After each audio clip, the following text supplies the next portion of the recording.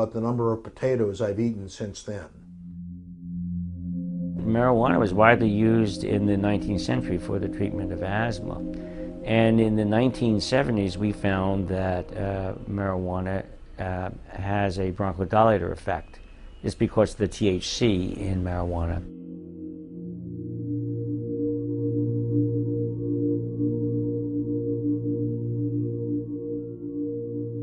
First of all, let's compare and contrast marijuana with the other, even more widely smoked substance in our society, tobacco.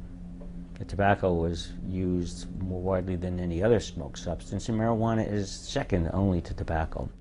Lucy? Yes, dear. Give me a cigarette, will you, hon? Don't say cigarettes, say Philip Morris. Oh? Is there any other kind? Not for you, there isn't. Nothing but the best for Mr. Ricardo.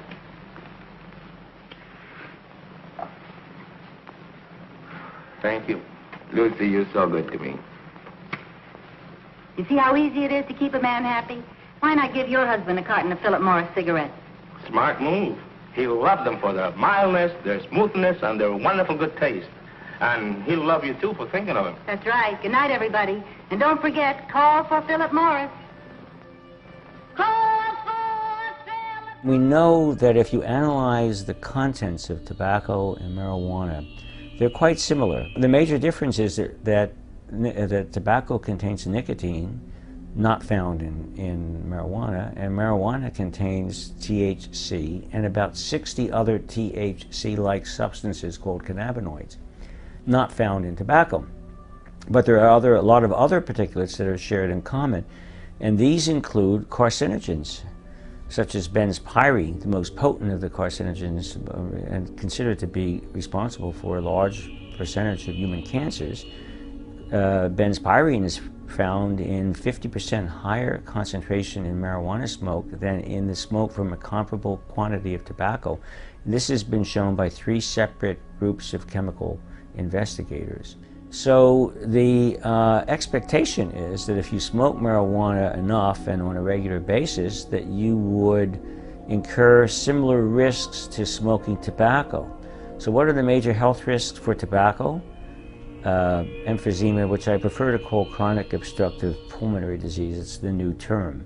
It consists of chronic bronchitis and emphysema. But you could have significant impairment in lung function without emphysema. It could just be due to airways disease, what we call small airways disease. But because we can't separate out the two components of COPD, emphysema, and the airways component, we lumped them together. So that's COPD.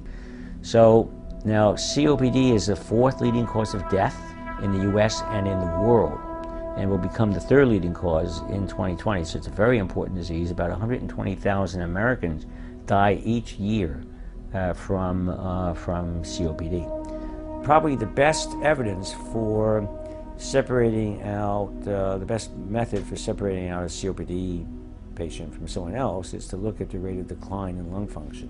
I shouldn't say the best, it's probably the most informative. But it's more difficult to do because you have to make measurements every year for a number of years. And so you get a slope of the rate of loss of lung function over time. We did that. We actually measured lung function every year in our marijuana smokers up to 8 years.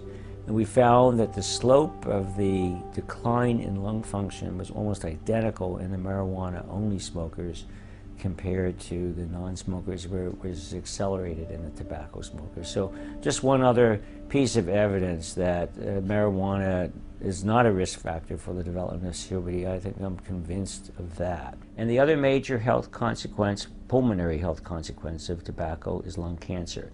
Cancer is the 2nd most common cause of death in the US, and lung cancer is the most common form of cancer.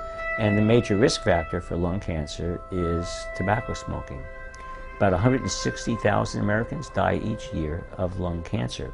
So the question that came to my mind and that of my colleagues was whether or not there was any evidence that marijuana would at least qualitatively share some of these health risks with those of tobacco. And that was the rationale for initiating our studies back in the 1980s.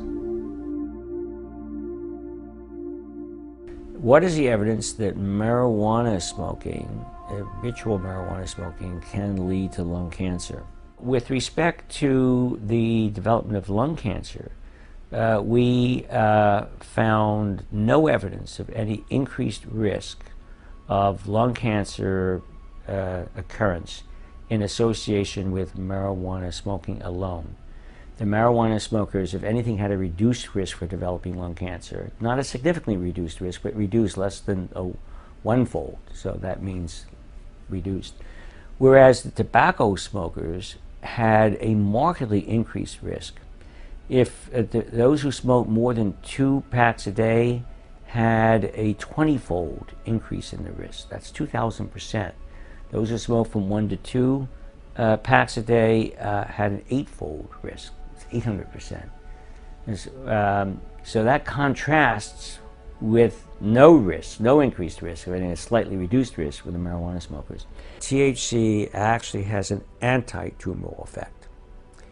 And these are studies that were done both in experimental animals and in cell culture systems, and for different kinds of cancer.